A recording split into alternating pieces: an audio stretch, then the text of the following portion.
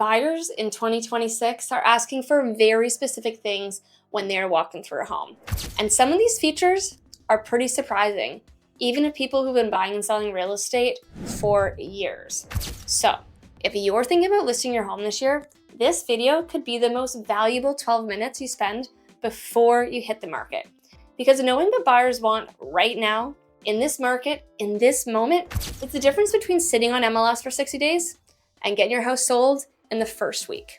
So we're gonna walk you through 7 home design trends that buyers across Hamilton and Burlington are actively asking for in 26. And for each one, we're gonna tell you whether it's worth investing before you list or whether you can skip it. And these are features that we're seeing as we're doing showings and we're out with buyers, and our large team of over 41 agents are sharing their feedback on the houses they're seeing out in the field. So let's get into it. Before we get into the trends, here's why this matters so much specifically right now. We are working in a market where buyers have more information than ever before. They've toured homes online before they've ever walked through the door. They're looking at iGuides, they're looking at floor plans. They've watched renovation content. Hello, HGTV. And they know what they like, and more importantly, they know what they don't want in a house. That means that the gap between a home that shows well and one that doesn't is wider than it used to be. Buyers aren't looking for a project right now. They're looking for turnkey. They want a home that feels current, functional, and they can just move in. Nobody wants to be taken on a reno in today's market. The sellers who understand that, who make targeted strategic updates before they list, those are the ones that are going to be walking away with the strongest offers. Not necessarily because they spent more, but because they spent smart on the things that they did do. So here are the 7 features driving buyer decisions right now. Trend number 1, natural materials and warm earth tones. And this one is everywhere right now. For about a decade, buyers were all about the gray. There was even a name for it, millennial gray. You saw gray walls, gray floors, gray cabinets, gray everything. And it looked great in a showroom, but it was really, really sterile, and buyers started to feel like they were living inside a cloud. Cold, impersonal, and honestly, really hard to keep clean. So what we're seeing now is this full swing back to warmth. Warm whites, creamy beiges, terracotta accents. We're seeing rich wood tones on floors, on shelvings, and one of my favorites is when we're seeing lower cabinets done with a warm wood. Stone textures on feature walls and kitchen surfaces are really coming into play. And we're seeing that what's really selling are homes that feel grounded and organic rather than that really clinical, almost like over clean feel. If you're a seller, here's your tip. You don't need to renovate your whole house. What really goes a long way is a fresh coat of paint in a warm white or a grayish. And I'm talking about like a Benjamin Moore Chantilly lace or Swiss coffee as examples. It can really transform the feel of a home for a few $100s.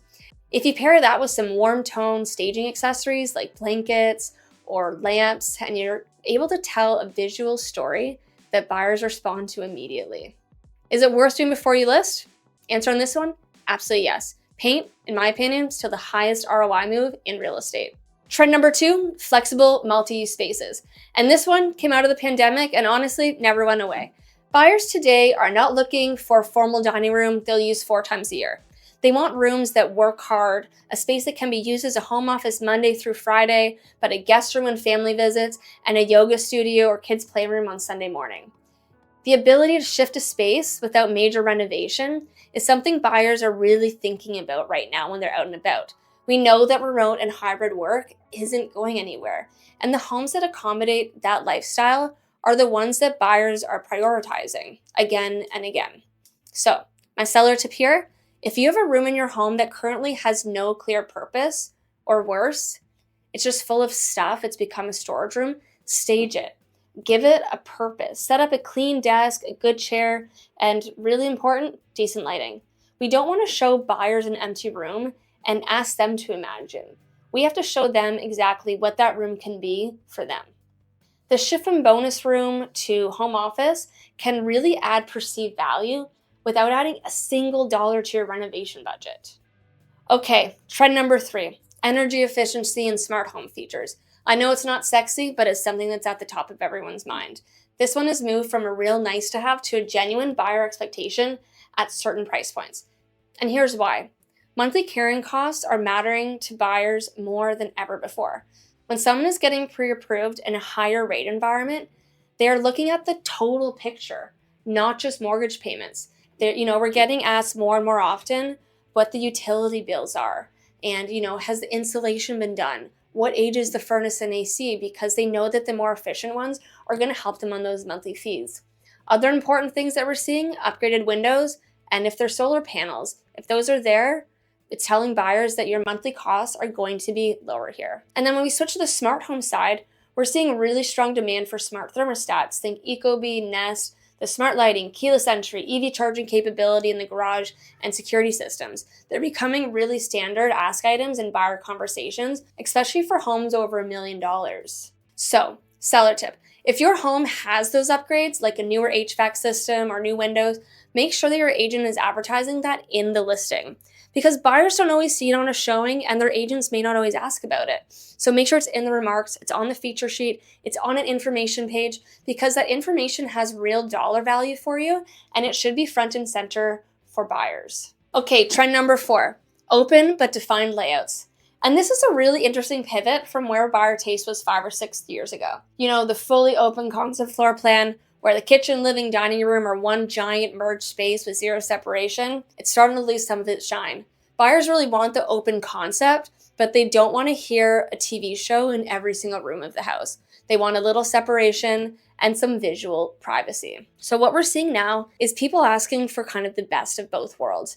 Connected spaces that still feel really intentional. What that looks like is an island that defines the kitchen without walling it off, or a half wall or built-in shelving that separates the living room from the dining. We're creating zones, not walls, but these are really clearly defined zones that have their own use cases. So seller, if your home is currently fully open concept, staging is a really, really great tool here, and here's how.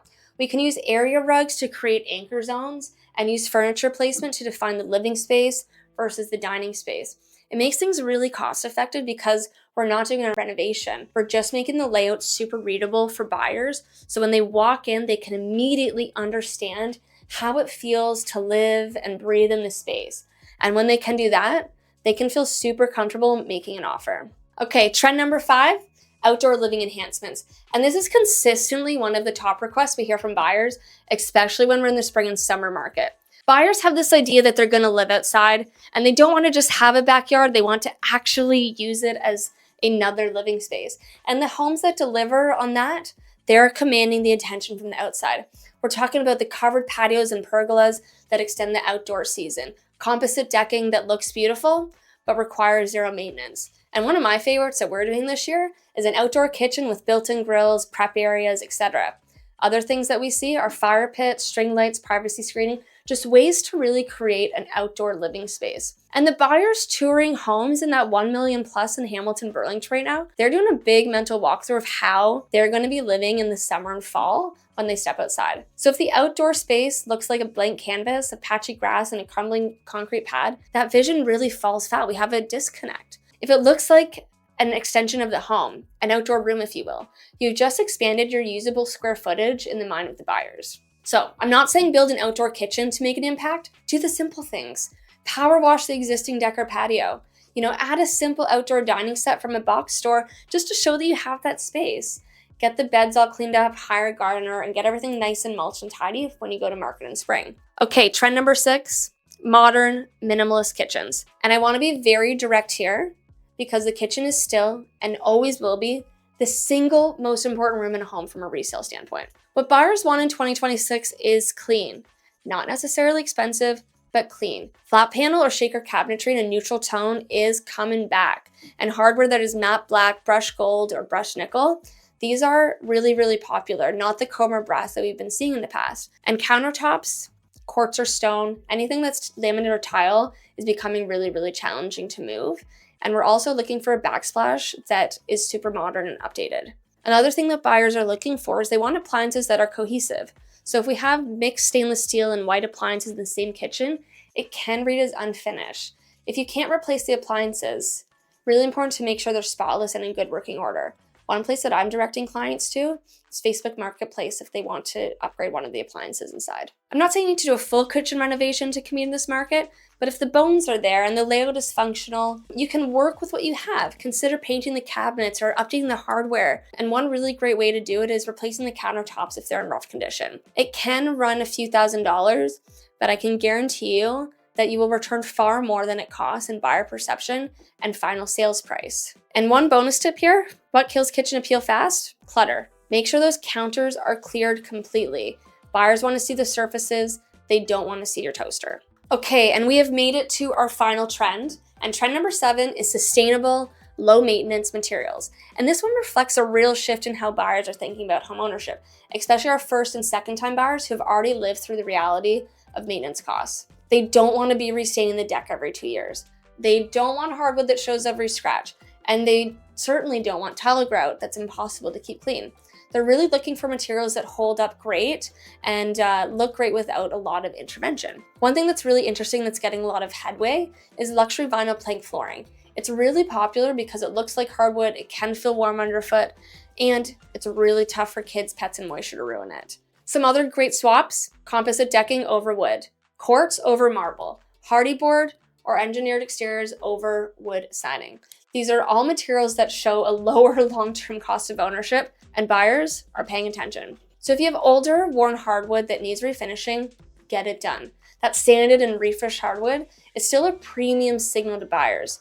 But if you're placing flooring in a lower traffic area, luxury vinyl plank is not really a downgrade anymore. And in many buyers' eyes, it's actually a preferred choice because of the durability story. Know your buyer and know your price point. At $600K, LVP throughout is a win-win. At $1.2 million though, buyers are gonna expect real hardwood. Okay, we're wrapped. 7 trends, 7 things that buyers in 2026 are specifically asking for when they walk through the home, as determined from our team of buyer agents out in the field. 1, natural materials and warm earth tones. 2, flexible multi-use spaces.